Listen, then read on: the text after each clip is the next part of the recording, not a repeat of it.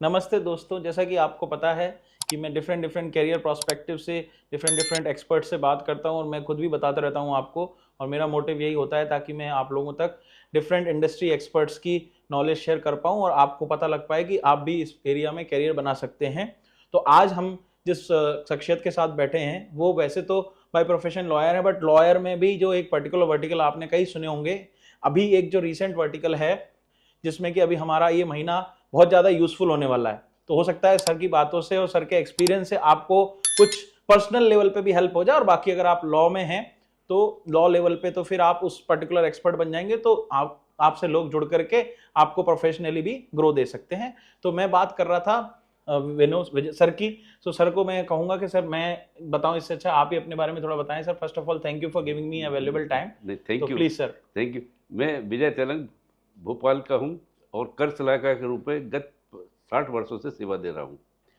68 में मैंने लॉ अपना पास किया और उसके बाद हमारे पिताजी के एक दोस्त थे, वो he was income tax, Bhopal के बहुत मशहूर लॉयर थे, उनके पास मुझे बैठने का मौका मिला और भोपाल में वो सब ऊपर टॉप पे लॉयर थे। उनके साथ मैंने 5 साल काम किया। फिर हमारे साथ में एक जुड़ गए तो हम लोगों ने एक अपना ऑफिस अलग खोला 75 में। 75 से फिर हम दोनों साथ करते रहे और डिपार्टमेंट में भी जाते थे तो हम दोनों साथ ही दिखते थे। तो सब ये कहते थे ये जो महान जोड़ी है। कभी अलग कहीं सिनेमा जाना हो तो हम लोग साथ जाते थे, किसी केस कराना हो तो हम दोनों साथ में रहते थे। हम दोनों के नाम उस पर आते थे कि भाई दोनों ने अटेंड किए। ग्रेट। तो सर तो आई ये थिंक एलएलबी तो हम समझ चुके हैं। फिर मैं आपसे भी जानना चाहूंगा लेकिन कि आपका ये सर ग्रेजुएशन के बाद लॉ में कैसे इंटरेस्ट आया और फिर लॉ के साथ साथ आपने ये इनकम टैक्स वाला डिपार्टमेंट कैसे चुना? क्या ये कोई अलग स्पेशलाइजेशन होता है सर? अलग स्पेशलाइजेशन होता था और हमारा घर का भी प्रेस का बिजनेस था। भैया भी टाइम्स ऑफ इंडिया की पोल एजेंसी थी, तो एक उनको एक सलाहकार के रूप में एक आवश्यकता थी। और हमारे सबसे बड़े भाई डॉक्टर थे, उनसे छोटे प्रेस संभालते थे पूरा। तीसरे भाई हमारे दुकान टाइम्स ऑफ इंडिया की भोपाल की पूरी एजेंसी थी और चौथे इंजीनियर थे। अब एक कमी थी वो वकील की, वो मैंने पूरी की। मेरी माँ की बहुत बड़ी इच्छा थी कि हमारे भाई बच्चे भी जो है ना वो पूरे संपन्न हो, अच्छे अलग अलग फील्डों में अपना नाम रोशन करें जी। तो ये उनका आशीर्वाद है कि आज हम इस स्थिति में पहुंचे। ठीक है। तो सर ये तो समझ में आया कि आपने लॉ इसलिए चूज किया कि चलिए घर में ही सारे हाँ, प्रोफेशनल हो जाएं तो बाहर जाने की जरूरत ही नहीं है, तो घर में मेरा ही अपने उद्देश्य को यही था। निपटारा मिल जाएगा हाँ। चीजों का। और घर में ही वो लक्ष्मी भी घर पे आएगी अगर कोई प्रोफेशनली एडवाइस लेता है तो दूसरी बात हुई सर, जैसे मैं बोल रहा था और आपका एक्सपर्टाइजेशन है पिछले कई सालों से इनकम टैक्स में, तो सर इसके लिए अलग से पढ़ाई होती है या एलएलबी के बाद आप एक स्ट्रीम चूज करके अपनी मर्जी, जैसे क्रिमिनल लॉयर होता है अभी तो अलग से करना पड़ा, अब तो चार्टर्ड अकाउंटेंट्स की जरूरत होगी। पर जब मैंने लॉ किया था उस समय ऐसी कोई स्पेशलाइजेशन नहीं होता था। एक मैं यानी काम शुरू किया तो धीरे धीरे सब उससे इनकम टैक्स हमारे लॉ में सब्जेक्ट था। अच्छा। तो उस सब्जेक्ट का हमें जो फायदा मिला। ओके। तो अभी का जैसे अगर आप बच्चों को बता सकें कि अगर जैसे मान लीजिए अभी अगर कोई इनकम टैक्स लॉयर बनना चाहे तो उनको क्या क्या चीजें आनी चाहिए सर? देखिए, एक तो लॉ की सबसे पहले डिग्री चाहिए लॉ की। और आजकल इनकम टैक्स के अलावा यदि आप चार्टर्ड अकाउंटेंट का कोर्स कर लेंगे तो वो आपको ज़्यादा यूजफुल रहेगा, क्योंकि आजकल हर एक के लिए ऑडिट रिपोर्ट मांगते हैं। 50 लाख से ऊपर से या 1 करोड़ की सेल ज़्यादा है, टर्नओवर ज़्यादा है या आपके प्रोफेशनल रिसीव ज़्यादा है तो ऑडिट कंपलसरी हो गया। तो ऑडिट कंपलसरी के लिए तो आपको ऑडिट भी करना पड़ेगा। हमारे समय ये बंदिश नहीं था। ओके। अब बंदिश है। तो सर आज के समय में और पुराने समय में आप क्या चेंजेस देखते हैं सर बच्चों में? आपके आपके साथ में कई यंगस्टर्स भी आते होंगे। हाँ, और उस दौरान के तो क्या एक तो इनकम टैक्स लॉ में भी बहुत बहुत चेंजेस हो गया। बहुत पहले क्या मैनुअल सब काम होता था, डिपार्टमेंट अलग से था, वहाँ जाते थे अपना काम करा के वापस आ जाते थे। केस फिक्स होते थे, लिमिटेड केस फिक्स होते थे। और पहले तो क्या हर केस यानी फिक्स होता था, उसके बाद हियरिंग होने के बाद ही उसके डिसीजन होता था। फिर धीरे धीरे उन्होंने लाया कि अब नहीं, समरी असेसमेंट हो जाएंगे। जो उनको सिलेक्ट लगता कि देयर इज सम डिफरेंस और कोई ऐसी चीज़ है तो वो एक नोटिस यानी उसको सिलेक्ट कर लेते थे पर स्क्रूटनी। और स्क्रूटनी में फिर वो डिटेल लेते थे, आपके सब बैंक अकाउंट मांगते थे, आपके पूरे जो साल भर के जितने भी हैं वो सब पूरे। ओके।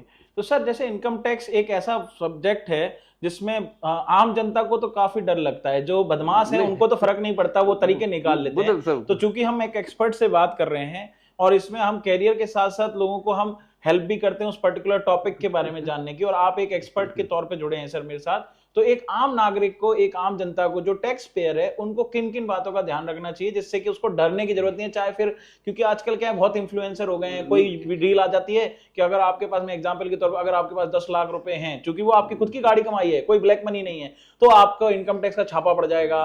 अगर आप, तो इसमें नहीं, उसमें इन चीजों में सावधानी कितना बरतनी सच है, चाहिए। कितना मिथ है जितना सर? यानी कोशिश ये की जाए कि जितना कैश ट्रांजेक्शन से आप बचें, क्योंकि अच्छा। कैश ट्रांजेक्शन से कोई हिसाब नहीं होता। बैंक के थ्रू आप करेंगे तो बैंक कम से कम एक सपोर्टिंग तो है आपके पास। अच्छा, बैंक में जो भी पैसा जाएगा उसके लिए आप बता सकते हो कि ये पैसा कहाँ से आया। और यदि आप कैश दोगे, वो जैसे आजकल तो चल रहा है, नंबर 2 का पता ही नहीं चलता कि क्या होता। वो जहाँ ऐसे डील्स होती हैं वहाँ इनके स्क्रूटनी होती है, छापा पड़ता है और इन्वेस्टिगेशन। तो अगर आम जनता जो ये रीलों से डर जाती है, उनको डरने की जरूरत डरने की नहीं है। ऐसी कोई अगर आपकी कमाई, हमारे बहुत से क्लाइंट ऐसे हैं, उनको कोई फर्क नहीं पड़ता, क्योंकि उनके रेगुलर हिसाब मेंटेन करते हैं, पूरा टाइम से टैक्स भर देते हैं, टाइम से रिटर्न भरवा देते हैं, है ना, तो पेनल्टी से बचते हैं और दूसरी और परेशानियों से बच जाते हैं, और रेगुलर असेसमेंट होते जाते हैं। वहाँ उनके स्कूल मोस्टली स्क्रूटनी में नहीं आते, क्योंकि वो they follow they strictly law procedure. और प्रोसीजर कुछ नहीं है हमारे, आपको अकाउंट्स आपके, यदि आप बिजनेस में, तो अकाउंट्स अपने रेगुलर मेंटेन कर लीजिए, जो आपके खर्चे हैं उनके बिल्स वाउचर्स आपको हो गया, बैंक अकाउंट आप मेंटेन कर लीजिए, है ना, और बैंक अकाउंट से अपने जब रिटर्न फाइल करें तो आप स्टेटमेंट ले लीजिए, अपने बुक्स से आप टैली कर लीजिए। पहली चीज़। दूसरी चीज़ ये कि यदि आप बिजनेसमैन हैं तो कैश 10,000 या 20,000 से ऊपर आप कैश नहीं ले सकते, वो फिर आपको अकाउंट पे ही चेक के द्वारा, अकाउंट पे ही चेक के द्वारा ही वापस करेंगे। थोड़ी सावधानी कोई ऐसा हुआ नहीं है भारत में, और दूसरे देशों में तो इनकम टैक्स ज़्यादा है, अपने यहाँ कम है, कम है, लोग उसको हुआ बना के रखे हुए डर जाते हैं जी, क्योंकि अपने उनने इस तरह का प्रोसीजर रखा हुआ है कि बहुत परेशानी होती है। और अभी क्या, जब से डिजिटल हुआ है तो क्या डिपार्टमेंट का तो कोई अब वैल्यू रही नहीं कोई। वो कहते हैं अब चीज़, कोई भी चीज़ आप उनसे पूछने जाओगे वो कहेंगे भाई ऑनलाइन आप रिटर्न अपना कोई जी, वो तो जो उसमें अब क्या है, हम क्या कहना चाहते हैं, वो सामने वाला क्या समझता है, वो डिफरेंस आता है, और वो उसमें लोग परेशान होते हैं। जी, तो अच्छा, इसकी पहले क्या जनरल था, अवेयरनेस पहले बहुत क्या था जरूरी कि हम जी, जाते थे, अपने हेयरिंग करवाते थे, आप सामने बैठे हो, आपको एक्सप्लेन करना है, ये कागज़ हैं, हम आप एक्सप्लेन कर देते थे, आपको भी समझ में आ जाता था। कोई चीज़ आपको नहीं समझ में आती तो आप हमसे पूछ सकते थे कि भाई इसमें ये और डॉक्यूमेंट और लगा दीजिए। तो क्या उसमें दोनों को सहूलियत होती थी कि ना आपको दिक्कत होती थी ना हमको दिक्कत होती जी। थी। ये फ़र्क है। तो सर आजकल जैसे जो ओल्ड और न्यू रिजीम का भी बहुत चल रहा है इनकम टैक्स में, हाँ, हाँ। तो आप थोड़ा अगर इस पे रोशनी डालना इसमें चाहें कि न्यू रिज़म किसके लिए में नहीं, न्यू इसमें सही ये है, है कि किसके लिए ओल्ड जिनके सही है? इनकम है, यानी न्यू रिज़म में क्या है कि आपको उसमें जो प्रिस्क्राइब्ड डिडक्शंस हैं वो नहीं मिलेंगे। जैसे सैलरी वालों को स्टैंडर्ड डिडक्शन मिलेगा। 80C के जो आपको बेनिफिट मिलते थे, LIC है, GPF है और दूसरे बेनिफिट, वो नहीं मिलेंगे। सीनियर सिटीजन का जो बैंक का 50,000 वो नहीं मिलेगा आपको।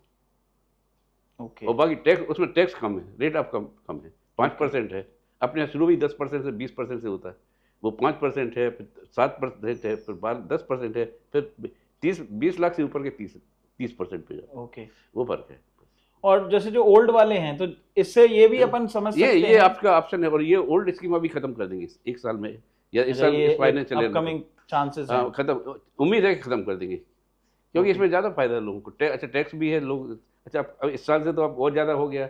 अभी इस साल 7 लाख की एग्जम्पशन लिमिट थी, that has been raised to 12,000, 12 lakh 12 lakh. जी, जी, तो ये उससे बेनिफिट होगा, बहुत से जी। निकल जाएंगे। पर अब क्या है, डिपार्टमेंट यानी इस तैयारी करेगा कि आपके पिछले 6 साल के रिटर्न वेरीफाई करेगा कि भाई यदि मान लो आप अभी 10 लाख बता 10 लाख बताते थे और इस साल आप 12 से बताओगे तो ये डिफरेंस क्यों आया, वो आपसे पूछ सकते जी, ये थोड़ा लोगों को शंका है। जी। तो इस सर इस फील्ड में कई बार क्या होता है कि हमारे पास कई फॉल्स इंफॉर्मेशन भी आ जाती हैं, तो इन चीजों से अवेयर कैसे रहें सर कि अपने को अगर कोई फॉल्स, अब डिजिटल उसमें तो अपन वो कर ही नहीं सकते कुछ। बस ये है कि आप जो आपकी इन्फॉर्मेशन जितनी भी है, जैसे आप किसी अननंबर्ड फ़ोन आप मत उठाइए, कोई इन्फॉर्मेशन आप मत लीजिए, कहीं से भी कोई आती है तो आप फ़ोन नहीं उठाइए उसका। ओके।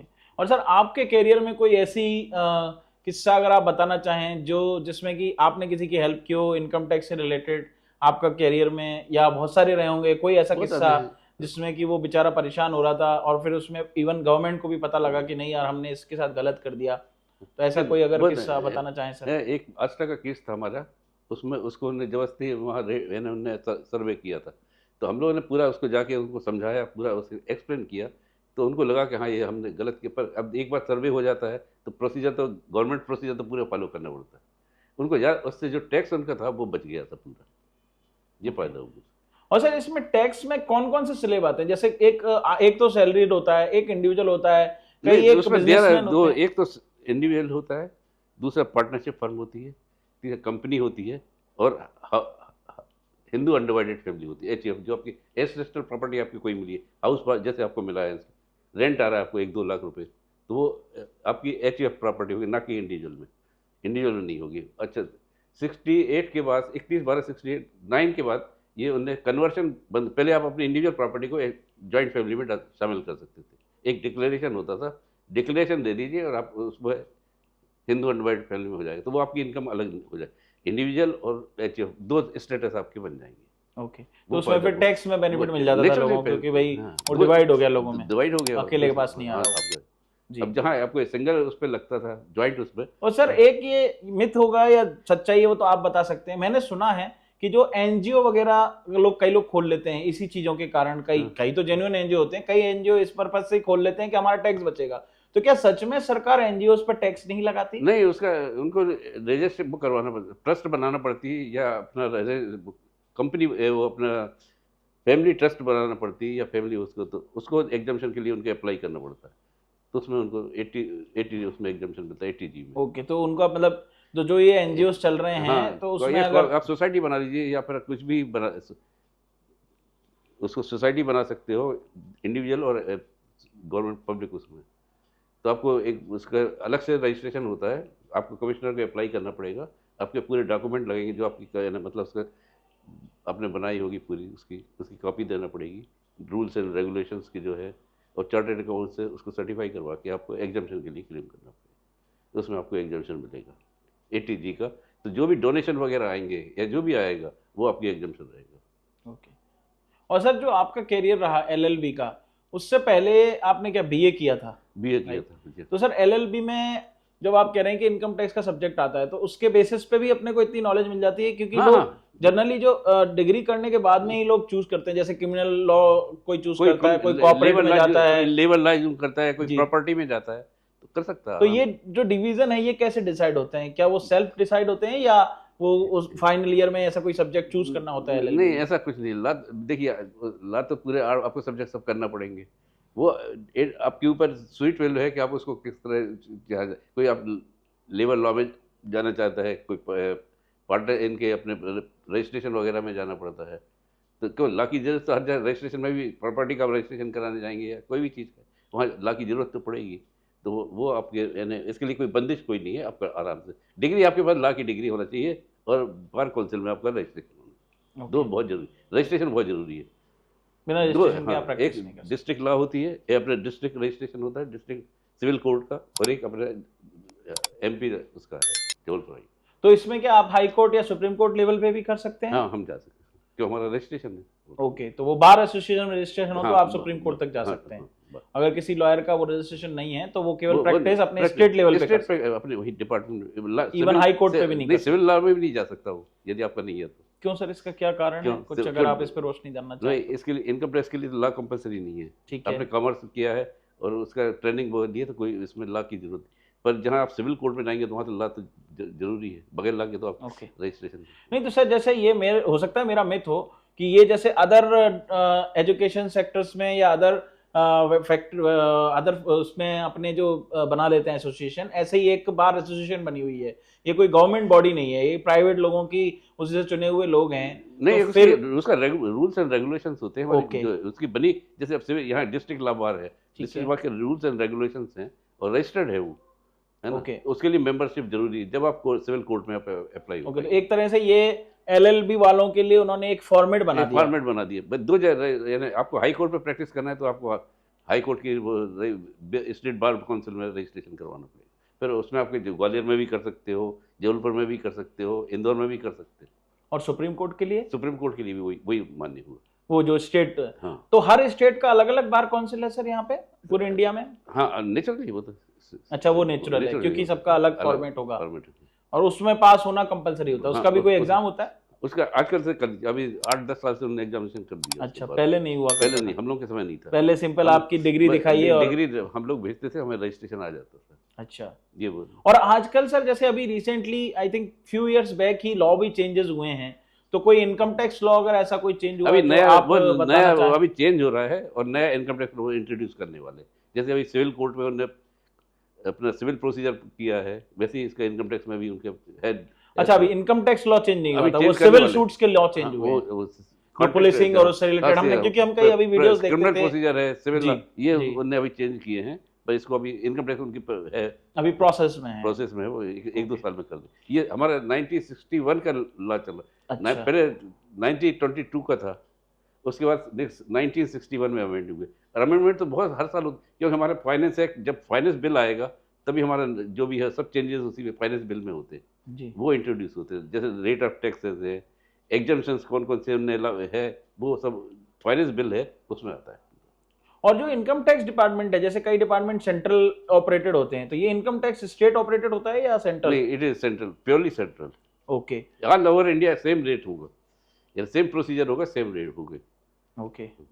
जैसे जीएसटी का उन्हें पहले अलग अलग था, जी। एमपी सेल टैक्स अलग था, यूपी का अलग था, राजस्थान का अलग था। अब वो जीएसटी उन्हें कॉमन कर हाँ, दिया, एस बस शेयर जरूर उन्होंने डिसाइड जी, कर वो दिया। तो हाँ, बट एक वो जीएसटी फर्क नंबर है। हो गया जी, टिन नंबर भाई जैसे। अभी इनकम टैक्स का all over India the same same act is applicable, सब पूरे इंडिया में कोई। ओके। तो सर और कोई ऐसी बात जो लोगों के जानने की हो, या आज के जो बच्चे हैं वो किस इस फील्ड में कैसे अपना नाम कमा सकते हैं, और ये जो आपकी जो ये नॉलेज है हमारा क्या जो इससे? इनकम टैक्स ला आपके ऊपर विश्वास के ऊपर बहुत निर्भर करता है।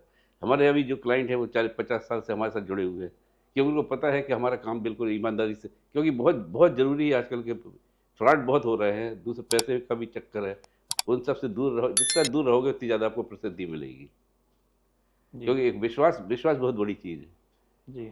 और दो प्रोफेशन ऐसे है, एक डॉक्टर हुआ और एक वकील हुआ। आदमी कम बदलते हैं जिंदगी में, जी। क्योंकि उनका एक उनसे ट्यूनिंग बैठ जाती है, विश्वास एक विश्वास जम जाता है कि ये हमें कोई हमको धोखा नहीं देंगे। और कई बार मौके आते हैं तो हम लोग अवॉइड कर, धोखा नहीं देते किसी को। जी। हाँ, वो तो वो जो एक सच्चे लायर की तो यही क्वालिटी तो यही है कि आप किसी को धोखा नहीं दें, किसी को आप बुरा बुरा करने की जानबूझ के बुरा करने की कोशिश नहीं करें। यही आपकी इस व्यवसाय की सबसे बड़ी काम वो है। जी। तो सर आपने शुरू से ही प्राइवेट सेक्टर में ही रहे आप, या बीच में कभी गवर्नमेंट का भी? नहीं, शुरू से मेरे प्राइवेट में। अच्छा, आपने खुद की प्रैक्टिस, खुद की वंस यू डिड दैट हाँ। 5 ईयर में आपने उनके साथ काम करने के बाद में आपने खुद का ही स्टार्ट किया? हाँ, अपना। तो सर अगर आप हमारे साथ अपना पूरा एक ग्रुप था, जी। तो हमारे साथ उसमें सेल टैक्स वाले थे और एक सिविल लॉ थे, जी। तीनों हमारे एक साथ हम लोगों ने ला किया था। तो फिर उनके तो वो आपने लॉ चैम्बर ओपन किया अपने जैसे जनरली लोग खोलते हैं? हाँ, ओके। तो सर अगर आप अपने उसके बारे में, फर्म के बारे में थोड़ा सा बताना चाहें, ताकि अगर कोई आपसे कनेक्ट होकर के, क्योंकि जैसे आपने बोला कि ये जो पर्टिकुलर टॉपिक है ये ऑल इंडिया सेम रहता है, हाँ। तो ना केवल भोपाल, अगर और कहीं के भी कोई अगर आपसे कनेक्ट करना चाहें, तो सर अगर आप थोड़ा सा बताना चाहें अपने लॉ फर्म के बारे में कि कैसे आपसे लोग जुड़ सकते हैं, अगर किसी को कोई इस तरह की परेशानी आ रही है, वो नहीं ढूंढ पा रहा है कोई सही व्यक्ति जहाँ आपकी हेल्प नहीं, मिल आपका सके। हमारे है केशवानी तेलंग एसोसिएट्स के नाम से हमारी फर्म वो है, रजिस्टर्ड है। और यदि किसी को भी है तो हमसे टेलीफोन हमारे मोबाइल नंबर पे कांटेक्ट कर सकते हैं। ठीक है, वो हम सर डिस्क्रिप्शन में डाल देंगे विथ योर परमिशन। तो आई थिंक ऑल। अच्छा, इसके अलावा मुझे एक शौक जी, और है। बिल्कुल सर, बताइए ना। प्रोफेशन के अलावा मुझे कविताओं लिखने का भी शौक है। जी बिल्कुल सर। तो मैं अपने कुछ कविताएं भी लिखता हूँ। जी बताइए सर, और अगर आप कुछ सुनाना चाहें तो मोस्ट मैं आपको वेलकम एक सर। कविता अपनी सुनाता हूँ। जी सर। तो ये शौक कैसे आया सर कविता का? क्या ये लोगों से इतने? हमारे पेरेंटल हमको मिला है। अच्छा, कि मुझे हमारे- लगा कि क्योंकि ये एक बहुत नहीं हेक्टिक जॉब है, नहीं, ये तो पेरेंटल टेंशन दूर करने के लिए कुछ ना कुछ करते रहते हैं लोग। फादर का यानी मतलब ये कि वो है, पैतृक गुण है ये जी। जो हमको यानी हुआ है। कोशिश करते हैं उनके। अच्छा, तो ये जो स्वतंत्रता संग्राम सेनानी वाली जो हम हाँ। बैकग्राउंड देख रहे हैं, ये आपके पिताजी हैं? ये पिताजी है, और ये माता ये जी भी हैं। ये भी ये उनको यानी जब विधानसभा का 25वां साल हुआ था, जी। रजत जयंती बनी थी, जी जी। उसमें उनके सब पत्रकारों को नहीं अपना मनोर दिया था। अच्छा, तो मैंने अपनी सुनाई थी। पास हमारे यह एक ही जीवन, पास हमारे यह एक ही जीवन, इसी में अनुभव ज्ञान संबंध पाते, दुनिया संभावनाओं से भरी पड़ी, तलाशने वालों की कोई कमी नहीं। परिस्थिति आदमी देख उसी अनुसार ढालने की कोशिश करते, संबंधों की मजबूत डोर नहीं टूटने देते। जो चीज़ आपको चुनौती बनती, वही संघर्ष को सफलता में बदलती। खातिर संबंधों की कभी कभी लिहाज करना पड़ता, सामने वाला प्रसन्न हो जाता, स्वयं के लिए पीड़ादायक हो जाता लिहाज करने के इसका।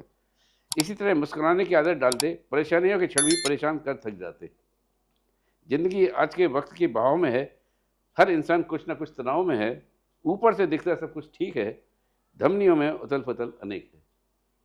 बिल्कुल सर, ये तो आपने बहुत ही अच्छी बात और अच्छी कविता लिखी सर, और ये आई बिलीव सेल्फ रिटन है सर, तो बहुत इससे बढ़िया तो कोई बात ही नहीं। और आजकल की जो मेरा भी ये मोटिव रहता है, मैं अभी आपको लोगों को मेरे अभी जब हमारे 75वीं साल हुई थी, तो मेरी कविता लिखनी शुरू से बचपन से आदत थी। जी तो मैं क्या कोई पर्चियाँ लिख के कागज एक बॉक्स बनाए थे, उसमें डाल देता हूँ। जी जी फिर हमारे कुछ मित्र हैं, कुछ हमारी छोटी बेटी है, वो भी इसी फील्ड में है, माई एफएम में काम करी है। जी तो उसने कहा कि पापा इनको सबको इकट्ठा करो, किताब निकलवाते हैं। तो बिल्कुल 75 साल में एक हमने वो निकाली थी, चुनिंदा 75, वो अभी आपको एक कॉपी देता हूँ। जी आप सर, उसका जी। अपना पढ़ के हमें कमेंट जरूर दीजिए। नहीं नहीं बिल्कुल सर, मैं हमको बड़ी बताऊंगा। प्रसन्नता होगी। नहीं नहीं बिल्कुल सर, मैं बताऊंगा, और I would love to see that book sir. और मैं यही बोल रहा हूँ सर, आई थिंक आपने जो एंड नोट पे ये जो कविता पढ़ी, इसका सार भी यही निकलता है बच्चों और व्यूअर्स, कि जैसे हम हताश हो जाते हैं कि हमारा जो चीज है, हमने जो सोचा है वो हो नहीं रहा, तो जैसे मैं हमेशा बोलता हूँ कि हमें पॉजिटिव रहना है, नेगेटिव नहीं होना है। तो सर की जो कविता है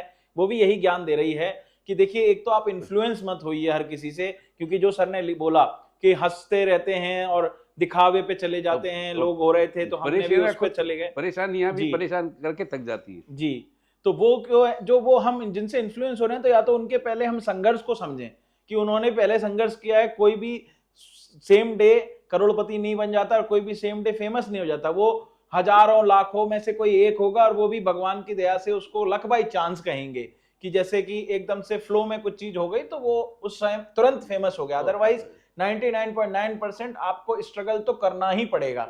बट जो वो स्ट्रगल है, वो आप अगर अपनी फील्ड चूज करके करेंगे तो आपको उस स्ट्रगल को करने में मजा भी आएगा। जैसा कि सर ने कविता में लिखा कि आप अंदर से वो आपको घुराता रहा और आपको थोड़ा सा मन में भी विचलन होता रहा, लेकिन आपको अंदर से दृढ़ निश्चय था कि नहीं, मुझे ये चीज करनी है, तो वो आपने उसको परफॉर्म किया और अंत में आपको विजय हासिल हुई और लोगों ने आपकी वाहवाही करी और आप ऊंचाइयों तक पहुंचे।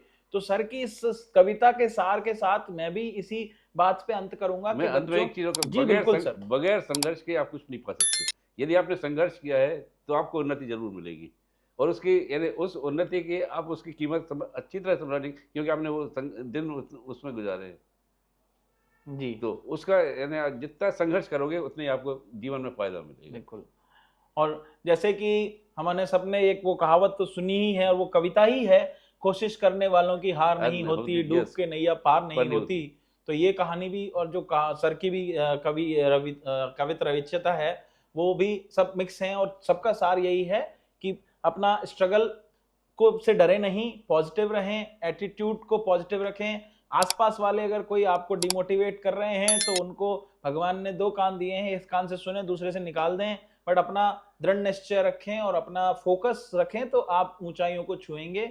इसी के साथ थैंक यू सर, आपने मुझे समय दिया। नहीं, आपका और बहुत बहुत आपने धन्यवाद। बताया अपने बारे में। आपको जितना जानकारी अपन दे सकते थे वो हमने आपको।